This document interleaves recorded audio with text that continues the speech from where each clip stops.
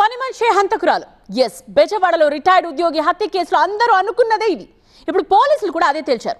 హంతకుల్ని కూడా అరెస్ట్ చేశారు. అందుకే కేర్ టేకర్ ఎందుకు హత్య చేసింది, హత్య కోసం లవ్వర్ని ఎలా రప్పించింది?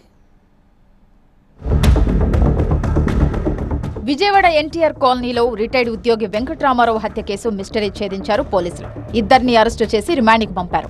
ఇంతకీ రామారావు హత్యకు కారణమేంటి, పోలీసులు తేల్చిందేంటి?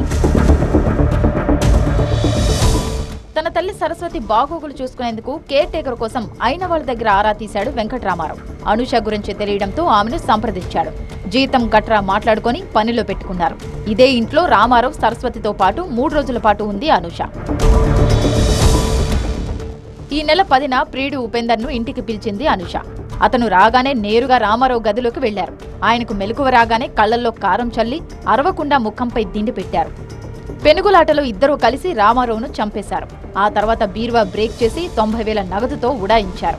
ఈ కేసును సీరియస్ గా తీసుకున్న పోలీసులు phone call data, CC footage తెరగేసి అనూషతో పాటు మరొకరిని అరెస్టు చేశామన్నారు.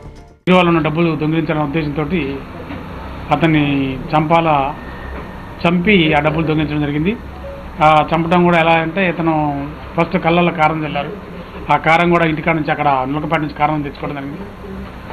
దాని తర్వాత ఇద్దరు కలిసి వచ్చిన తర్వాత ఈ కారం జల్లిన తర్వాత వస్తే అతను నోరు మూయటమే కాకుండా అతను పడుకున్న అతను ఒత్తడంతో చనిపోయాడు.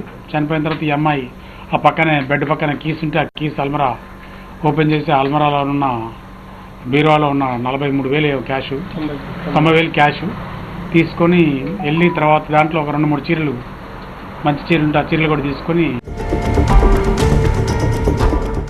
విచారణలో మంగా అలియాస్ అనుషకు సంబంధించి కీలక విషయాలు రాబట్టారు. గతంలో 2 పెళ్లిళ్లు అయ్యాయని, మోజ్ యాప్లో పరిచయమైన ఉపేందర్ను 3వ పెళ్లి చేసుకుందన్నారు. గతంలో అనుషపై ఎలాంటి కేసులు లేవన్నారు. అమ్మాయి ఫోన్ నుంచి వాడు ఫోన్ చేసింది ఉపేందర్ గారికి.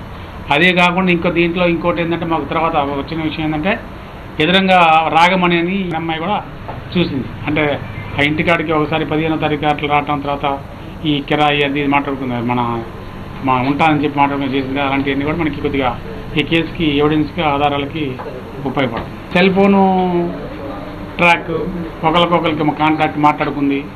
అదేవిధంగా సీసీ ఫుటేజ్లు. డబ్బు కోసం రామారావును చంపిన పని మనిషి ఓ తల్లికి కొడుకును దూరం చేసింది. ఇప్పుడు తనను చూసుకునేదెవరని కన్నీటి పర్యంతమవుతోంది రామారావు తల్లి. అనూష లాంటి వాళ్లను ఊరికే వదలొద్దని కఠినమైన శిక్షలు వెయ్యాలి అంటోంది.